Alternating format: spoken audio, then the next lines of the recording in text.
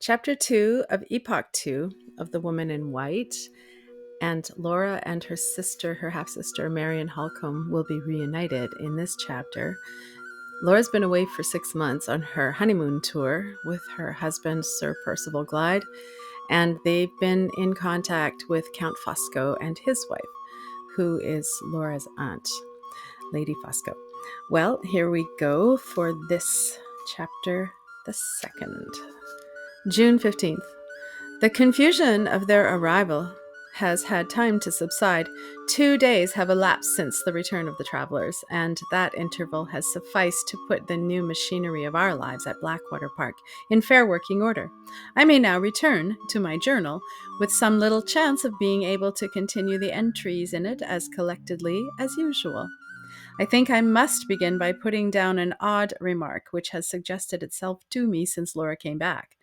When two members of a family or two intimate friends are separated and one goes abroad and one remains at home, the return of the relative or friend who has been traveling always seems to place the relative or friend who has been staying at home at a painful disadvantage when the two first meet.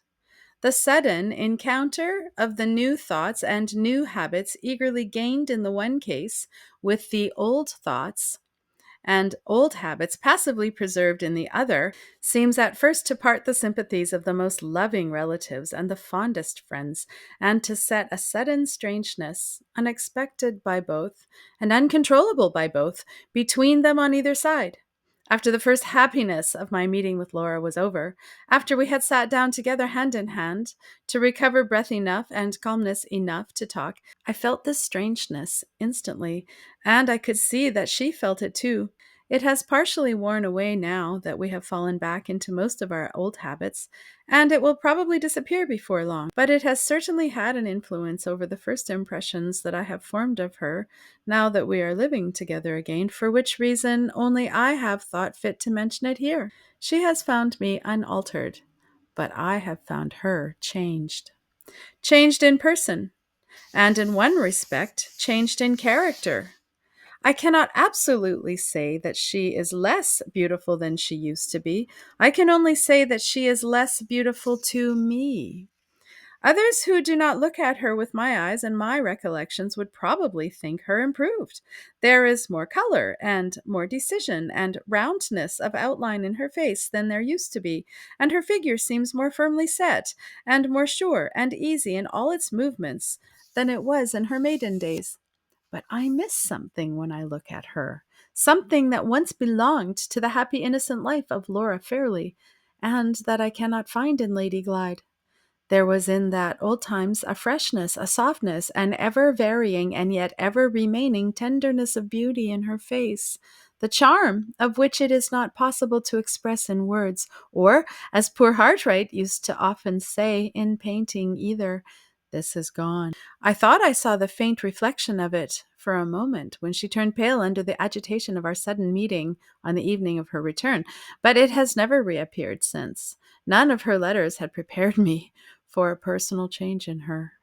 On the contrary, they had led me to expect that her marriage had left her, in appearance at least, quite unaltered. Perhaps I read her letters wrongly in the past, and am now reading her face wrongly in the present. No matter whether her beauty had gained or whether it had lost in the last 6 months, the separation either way has made her own dear self more precious to me than ever, and that is one good result of her marriage, at any rate. The second change, the change that I have observed in her character, has not surprised me, because I was prepared for it, in this case, by the tone of her letters. Now that she is home again, I find her just as unwilling to enter into any details on the subject of her married life as I had previously found her all through the time of our separation, when we could only communicate with each other by writing. At the first approach which I made to the forbidden topic, she put her hand on my lips, with a look and gesture which touchingly, almost painfully, recalled to my memory the days of her girlhood and the happy bygone time when there were no secrets between us. "Whenever you and I are together, Marian," she said, "we shall both be happier and easier with one another if we accept my married life for what it is, and say and think as little about it as possible. I would tell you everything, darling, about myself, she went on, nervously buckling and unbuckling the ribbon around my waist, if my confidences could only end there. But they could not. They would lead me into confidences about my husband, too. And now I am married, I think I had better avoid them, for his sake, and for your sake, and for mine. I don't say that they would distress you or distress me. I wouldn't have you think that for the world. But I want to be so happy now that I have got you back again, and I want you to be so happy too. She broke off abruptly and looked round the room, my own sitting room in which we were talking. Ah! She cried, clapping her hands with a bright smile of recognition. Another old friend found already. Your bookcase, Marian. Your dear little shabby old satin wood bookcase. How glad I am you brought it with you from Limerick. And the horrid heavy man's umbrella that you always would walk out with when it rained. And first and foremost of all, your own dear, dark, clever gypsy face, looking at me just as usual. It is just like home again to be here. How can we make it more like home still? I will put my father's portrait in your room instead of in mine, and I will keep all my little treasures from Limerick here, and we will pass hours and hours every day with these four friendly walls around us. Oh, Marian, she said, suddenly seating herself on a footstool at my knees and looking up earnestly at my face, promise you will never marry and leave me. It is selfish to say so, but you are so much better off as a single woman, unless you are very fond of your husband. But you won't be fond of anybody but me, will you? She stopped again, crossed my hands on my lap, and laid her face on them. Have you been writing many letters and receiving many letters lately? She asked in a low, suddenly altered tone. I understood what the question meant, but I thought it my duty not to encourage her by meeting her halfway. Have you heard from him? She went on, coaxing me to forgive the more direct appeal on which she now ventured, by kissing my hands upon which her face still rested. Is he well and happy and getting on in his profession? Has he recovered himself and forgotten me? She should not have asked these questions. She should have remembered her own resolution on the morning when Sir Percival held her to her marriage engagement, and when she resigned the book of Hartright's drawings into my hands forever. But, ah me, where is the faultless human creature who can persevere in a good resolution, without sometimes failing and falling back? Where is the woman who has ever really torn from her heart the image that has been once fixed in it by a true love? Books tell us that such unearthly creatures have existed, but what does our own experience say in answer to books? I made no attempt to remonstrate with her, perhaps because I sincerely appreciated the fearless candor which led me to see what other women in her position might have had reasons for concealing, even from their dearest friends. Perhaps because I felt in my own heart and conscience that in her place I should have asked the same questions and had the same thoughts. All I could honestly do was to reply that I had not written to him or heard from him lately, and then to turn the conversation to less dangerous topics. There had been much to sadden me in our interview, my first confidential interview with her since her return. The change which her marriage had produced in our relations toward each other by placing a forbidden subject between us for the first time in our lives. The melancholy conviction of the dearth of all warmth of feeling, of all close sympathy between her husband and herself, which her own unwilling words now force on my mind, the distressing discovery that the influence of the ill-fated attachment still remains, no matter how innocently, how harmlessly, rooted as deeply as ever in her heart, all these are disclosures to sadden any woman who loves her as dearly and feels for her as acutely as I do. There is only one consolation to set against them, a consolation that ought to comfort me, and that does comfort me. All the graces and gentleness of her character, all the frank affection of her nature, all the sweet, simple, womanly charms which used to make her the darling and delight of everyone who approached her, have come back to me with herself. Of my other impressions, I am sometimes a little inclined to doubt. Of this last, best, happiest of all impressions, I grow more and more certain every hour in the day. Let me turn now from her to her traveling companions. Her husband must engage my attention first. What have I observed in Sir Percival since his return to improve my opinion of him? I can hardly say. Small vexations and annoyances seem to have beset him since he came back, and no man under these circumstances is ever presented at his best. He looks, as I think, thinner than he was when he left England. His wearisome cough and his comfortless restlessness have certainly increased. His manner, at least his manner towards me, is much more abrupt than it used to be. He greeted me on the evening of his return with little or nothing of the ceremony and civility of former times. No polite speeches of welcome, no appearance of extraordinary gratification at seeing me, nothing but a short shake of the hand and a sharp, "How do you do, Miss Holcombe? Glad to see you again." He seemed to accept me as one of the necessary fixtures of Blackwater Park, to be satisfied at finding me established in my proper place, and then to pass me over altogether. Most men show something of their disposition in their own houses, which they have concealed elsewhere, and Sir Percival has already displayed a mania for order and regularity, which is quite a new revelation of him, so far as my previous knowledge of his character is concerned. If I take a book from the library and I leave it on the table, he follows me and puts it back again. If I rise from a chair and let it remain where I have been sitting, he carefully restores it to its proper place against the wall. He picks up stray flower blossoms from the carpet and mutters to himself as discontentedly as if they were hot cinders burning holes in it, as he storms at the servants if there is a crease in the tablecloth, or a knife missing from its place at the dinner table, as fiercely as if they had personally insulted him. I have already referred to the small annoyances which appear to have troubled him since his return. Much of the alteration for the worse which I have noticed in him may be due to these. I try to persuade myself that it is so, because I am anxious not to be disheartened already about the future. It is certainly trying to any man's temper to be met by a vexation the moment he sets foot in his own house again after a long absence. And this annoying circumstance did really happen to Sir Percival in my presence.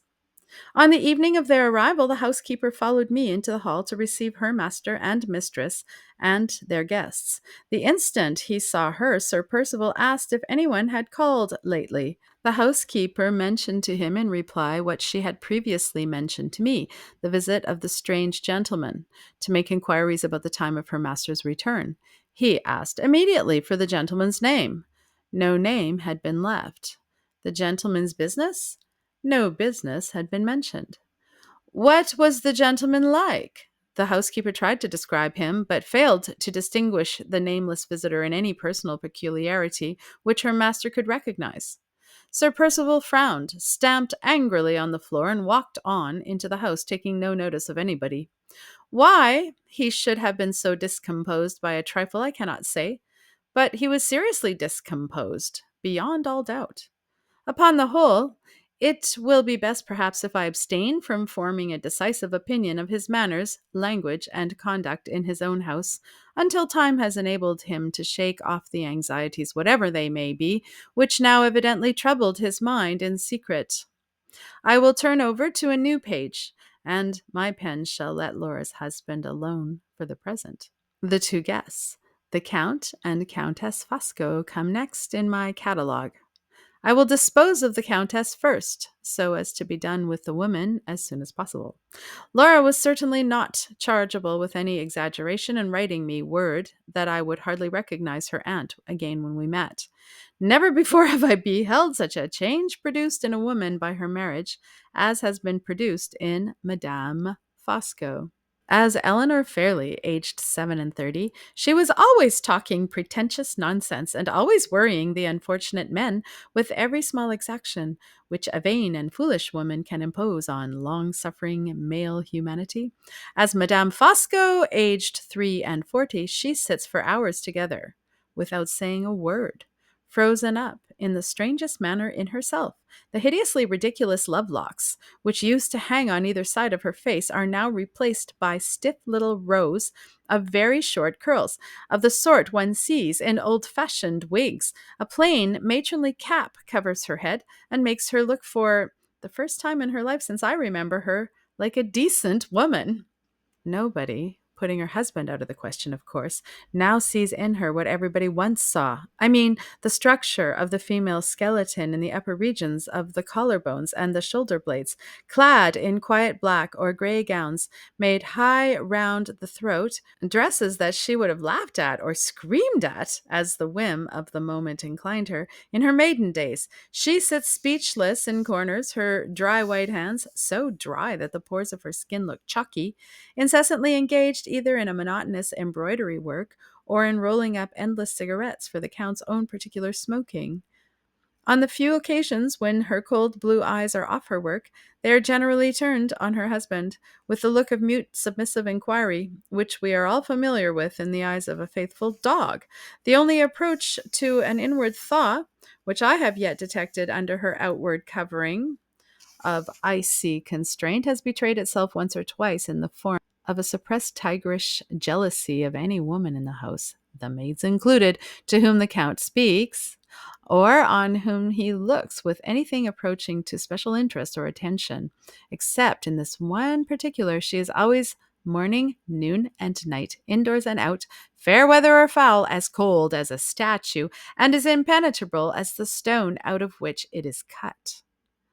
For the common purposes of society, the extraordinary change thus produced in her is beyond all doubt a change for the better, seeing that it has transformed her into a civil, silent, unobtrusive woman who is never in the way. How far she is really reformed or deteriorated in her secret self is another question. I have once or twice seen sudden changes of expression on her pinched lips, and heard sudden inflections of tone in her calm voice, which have led me to suspect that her present state of suppression may have sealed up something dangerous in her nature, which used to evaporate harmlessly in the freedom of her former life. It is quite possible that I may be altogether wrong in this idea. My own impression, however, is that I am right. Time will show. And the magician who has wrought this wonderful transformation, the foreign husband who has tamed this once wayward English woman till her own relations hardly know her again, the Count himself. What of the Count? This in 2 words. He looks like a man who could tame anything. If he had married a tigress instead of a woman, he would have tamed the tigress. If he had married me, I should have made his cigarettes as his wife does. I should have held my tongue when he looked at me as she holds hers. I am almost afraid to confess it, even to these secret pages. The man has interested me and attracted me and forced me to like him. In 2 short days, he has made his way straight into my favorable estimation, and how he has worked this miracle is more than I can tell. It absolutely startles me now he is in my mind to find how plainly I see him, how much more plainly than I see Sir Percival or Mr. Fairley or Walter Hartwright or any other absent person of whom I think, with the one exception of Laura herself. I can hear his voice as if he was speaking at this moment. I know what his conversation was yesterday as well as if I had been hearing it now.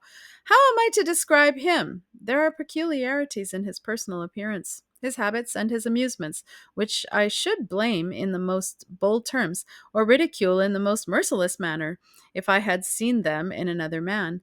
What is it that makes me unable to blame them or to ridicule them in him? For example, he is immensely fat. Before this time, I have always especially disliked corpulent humanity. I have always maintained that the popular notion of connecting excessive grossness of size and excessive good humor are inseparable allies was equivalent to declaring either that no human but amiable people ever get fat, or that the accidental addition of so many pounds of flesh has a direct favorable influence over the disposition of the person on whose body they accumulate. I have invariably combated both these absurd assertions by quoting examples of fat people who were as mean, vicious, and cruel as the leanest and the worst of their neighbors. I have asked whether Henry VIII was an amiable character, whether Pope Alexander VI was a good man, whether Mr. Murderer and Mrs. Murderess Manning were not both unusually stout people, whether hired nurses, proverbially as cruel a set of women as are to be found in all England, were not, for the most part, also as fat a set of women as to be found in all England. and so on, through dozens of other examples, modern and ancient, native and foreign, high and low, holding these strong opinions on the subject with might and main, as I do at this moment here, nevertheless, is Count Fosco, as fat as Henry VIII himself, established in my favor at 1 day's notice, without let or hindrance from his own odious corpulence. Marvelous indeed. Is it his face that has recommended him? It may be his face. He is the most remarkable likeness on a large scale of the great Napoleon. His features have Napoleon's magnificent regularity. His expression recalls the grand, calm, immovable power of the great soldier's face. The striking resemblance certainly impressed me to begin with, but there is something in him besides the resemblance which has impressed me more. I think the influence I am now trying to find is his eyes. They are the most unfathomable gray eyes I have ever seen, and they have at times a cold, clear, beautiful, irresistible glitter in them which forces me to look at him, and yet causes me sensations when I do look which I would rather not feel. Other parts of his face and head have their strange peculiarities. His complexion, for example, has a singular sallow fairness, so much at variance with the dark brown color of his hair that I suspect the hair to being a wig, and his face, closely shaven all over, is smoother and freer of all marks and wrinkles than mine, though, according to Sir Percival's account of him, he is close on 60 years of age. But these are not the prominent personal characteristics which distinguish him. To my mind, from all the other men I have ever seen, the marked peculiarity which singles him out from the rank and file of humanity lies entirely, so far as I can see at present, in the extraordinary expression and extraordinary power of his eyes. His manner and his command of our language may have also assisted him in some degree to establish himself in my good opinion. He has that quiet deference, that look of pleased, attentive interest in listening to a woman, and that secret gentleness in his voice in speaking to a woman, which, say what we may, we can none of us resist. Here, too, his unusual command of the English language necessarily helps him. I had often heard of the extraordinary aptitude which many Italians show in mastering our strong, hard northern speech, but until I saw Count Fosco, I had never supposed it possible that any foreigner could have spoken English as he speaks it. There are times when it is almost impossible to detect by his accent that he is not a countryman of our own. And as for fluency, there are very few born Englishmen who can talk with as few stoppages and repetitions as the Count. He may construct his sentences more or less in the foreign way, but I have never yet heard him use a wrong expression or hesitate for a moment in his choice of a word. All the smallest characteristics of this strange man have something strikingly original and perplexingly contradictory in them. Fat as he is, and as old as he is, his movements are astonishingly light and easy. He is as noiseless in a room as any of us women, and more than that, with his look of unmistakable mental firmness and power, he is as nervously sensitive as the weakest of us. He starts at chance noises as inveterately as Laura herself. He winced and shuddered yesterday when Sir Percival beat one of the spaniels, so that I felt ashamed of my own want of tenderness and sensibility by comparison with the Count. The relation of this last incident reminds me of one of his most curious peculiarities, which I have not yet mentioned, his extraordinary fondness for pet animals. Some of these he has left on the continent, but he has brought with him to this house a cockatoo, 2 canary birds, and a whole family of white mice.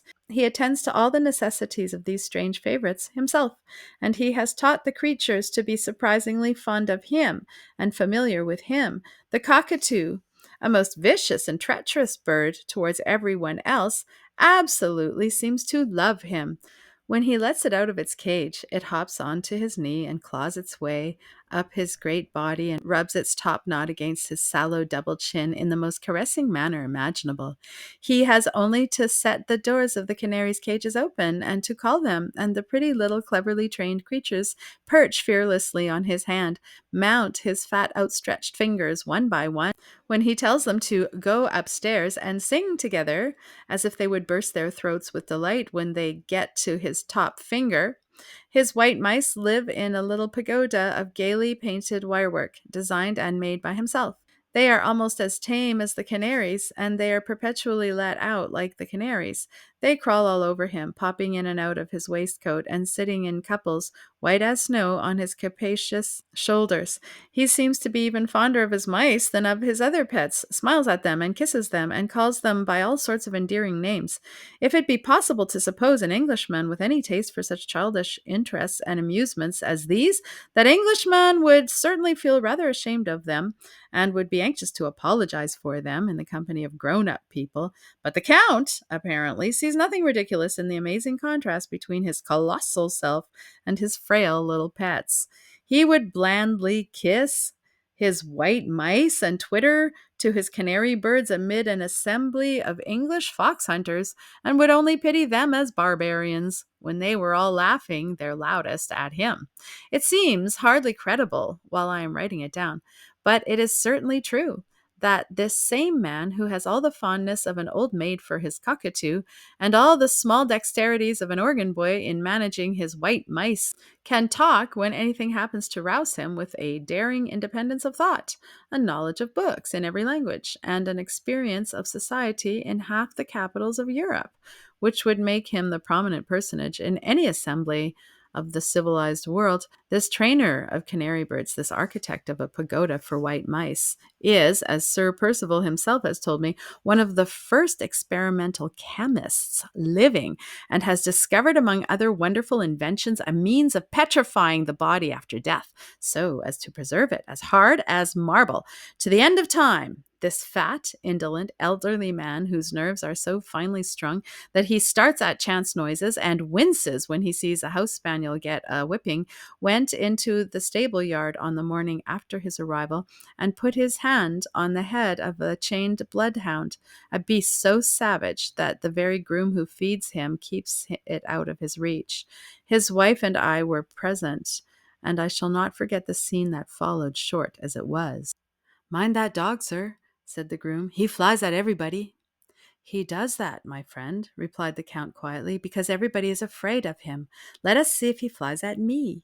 And he laid his plump, yellow-white fingers, on which the canary birds had been perching 10 minutes before, upon the formidable brute's head, and looked him straight in the eyes. "You big dogs are all cowards," he said, addressing the animal contemptuously, with his face and the dog's within an inch of each other. "You would kill a poor cat, you infernal coward. You would fly at a starving beggar, you infernal coward. Anything that you can surprise unawares, anything that is afraid of your big body and your wicked white teeth and your slobbering, bloodthirsty mouth, is the thing that you like to fly at. You could throttle me at this moment, you mean, miserable bully, and you daren't so much as look me in the face, because I'm not afraid of you. Will you think better of it, and try your teeth in my fat neck? Bah, not you." He turned away, laughing at the astonishment of the men in the yard, and the dog crept back meekly to his kennel. "Ah, my nice waistcoat," he said pathetically. "I am sorry I came here. Some of that brute slobber has got on my pretty clean waistcoat." Those words express another of his incomprehensible oddities. He is so fond of fine clothes, as the veriest fool in existence, and has appeared in 4 magnificent waistcoats already, all of light garish colors, and all immensely large, even for him, in the 2 days of his residence at Blackwater Park. His tact and cleverness in small things are quite as noticeable as his singular inconsistencies in his character, and the childish triviality of his ordinary tastes and pursuits. I can already see that he means to live on excellent terms with all of us during the period of his sojourn in this place. He has evidently discovered that Laura secretly dislikes him. She confessed as much to me when I pressed her on the subject. But he has also found out that she is extravagantly fond of flowers. Whenever she wants a nosegay, he's got one ready to give to her, gathered and arranged by himself, and greatly to my amusement, he is always cunningly provided with a duplicate composed of exactly the same flowers, grouped in exactly the same way, to appease his icily jealous wife before she can so much as think herself aggrieved. His management of the Countess, in public, is a sight to see. He bows to her. He habitually addresses her as "my angel." He carries his canaries to pay her little visits on his fingers and to sing to her. He kisses her hand when she gives him his cigarettes. He presents her with sugar plums in return, which he puts into her mouth playfully from a box in his pocket. The rod of iron which with he rules her never appears in company. It is a private rod, and is always kept upstairs. His method of recommending himself to me is entirely different. He flatters my vanity by talking to me as seriously and sensibly as if I were a man. Yes, I can find him out when I am away from him. I know he flatters my vanity when I think of him up here in my own room, and yet when I go downstairs and get into his company again, he will blind me again, and I shall be flattered again, just as if I had never found him out at all. He can manage me as he manages his wife and Laura, as he manages the bloodhound in the stable yard, as he manages Sir Percival himself every hour in the day. My good Percival, how I like your rough English humor. My good Percival, how I enjoy your solid English sense. He puts the rudest remarks Sir Percival can make on his effeminate tastes and amusements quietly away from him in that manner, always calling the baronet by his Christian name, smiling at him with the calmest superiority, patting him on the shoulder, and bearing with him benignantly as a good-humored father bears with a wayward son. The interest which I really cannot help feeling in this strangely original man has led me to question Sir Percival about his past life. Sir Percival either knows little or will tell me little about it. He and the Count first met many years ago in Rome, under the dangerous circumstances to which I have alluded elsewhere. Since that time, they have been perpetually together in London, in Paris, and in Vienna, but never in Italy again, the Count having oddly enough not crossed the frontiers of his native country for years past. Perhaps he has been made the victim of some political persecution. At all events, he seems to be patriotically anxious not to lose sight of any of his own countrymen who may happen to be in England. On the evening of his arrival, he asked how far we were from the nearest town, and whether he knew of any Italian gentlemen who might happen to be settled there. He is certainly in correspondence with people on the continent, for his letters have all sorts of odd stamps on them. And I saw one for him this morning waiting in his place at the breakfast table with a huge official-looking seal on it. Perhaps he is in correspondence with his government? And yet, that is hardly to be reconciled either with my other idea that he may be a political exile. How much I seem to have written about Count Fosco, and what does it all amount to? As poor dear Mr. Gilmore would ask in his impenetrable business-like way, I can only repeat that I do assuredly feel, even on this short acquaintance, a strange, half-willing, half-unwilling liking for the Count. He seems to have established over me this same sort of ascendancy which he has evidently gained over Sir Percival. Free, and even rude as he may occasionally be in his manner towards his fat friend, Sir Percival is nevertheless afraid, as I can plainly see, of giving any serious offense to the Count. I wonder whether I am afraid too. I certainly never saw a man in all my experience whom I should be so sorry to have for an enemy. Is this because I like him, or because I am afraid of him? Chissà, as Count Fosco might say in his own language, who knows? June 16th. Something to chronicle today besides my own ideas and impressions. A visitor has arrived, quite unknown to Laura and to me, and apparently quite unexpected by Sir Percival. We were all at lunch in the room with the new French windows that open into the veranda, and the Count, who devours pastry as I have never yet seen it devoured by any human being but girls at boarding schools, had just amused us by asking gravely for his fourth tart, when the servant entered to announce the visitor.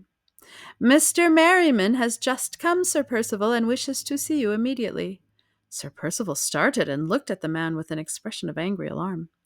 "Mr. Merriman!" he repeated, as if he thought his own ears must have deceived him. "Yes, Sir Percival, Mr. Merriman, from London." "Where is he?" "In the library, Sir Percival." He left the table the instant that last answer was given, and hurried out of the room without saying a word to any of us. "Who is Mr. Merriman?" asked Laura appealingly to me. "I have not the least idea," was all I could say in reply. The Count had finished his fourth tart, and had gone to the side table to look after his vicious cockatoo. He turned round to us, with the bird perched on his shoulder. Mr. Merriman is Sir Percival's solicitor, he said quietly. Sir Percival's solicitor. It was a perfectly straightforward answer to Laura's question, and yet, under the circumstances, it was not satisfactory. If Mr. Merriman had been specially sent for by his client, there would have been nothing very wonderful in his leaving town to obey the summons. But when a lawyer travels from London to Hampshire without being sent for, and when his arrival at the gentleman's house seriously startles the gentleman himself, it may be safely taken for granted that the legal visitor is the bearer of some important and very unexpected news which may be either very good or very bad, but which cannot in either case be of the common everyday kind. Laura and I sat together at the table for a quarter of an hour or more, wondering uneasily what had happened, and waiting for the chance of Sir Percival's speedy return. There were no signs of his return, and we rose to leave the room. The Count, attentive as usual, advanced from the corner in which he had been feeding his cockatoo, with the bird still perched on his shoulder, and opened the door for us. Laura and Madame Fosco went out first. Just as I was on the point of following them, he made a sign with his hand and spoke to me before I passed him, in the oddest manner. "Yes," he said, quietly answering the unexpressed idea at the moment in my mind, as if I had plainly confided to him with so many words. "Yes, Miss Holcombe, something has happened." I was on the point of answering, "I never said so," but the vicious cockatoo ruffled his clipped wings and gave a screech that set my nerves on edge in an instant and made me only too glad to get out of the room. I joined Laura at the foot of the stairs. The thought in her mind was the same as the thought in mine, which Count Fosco had surprised, and when she spoke, her words were almost the echo of his own. She, too, said to me secretly that she was afraid something had happened. End of chapter 2.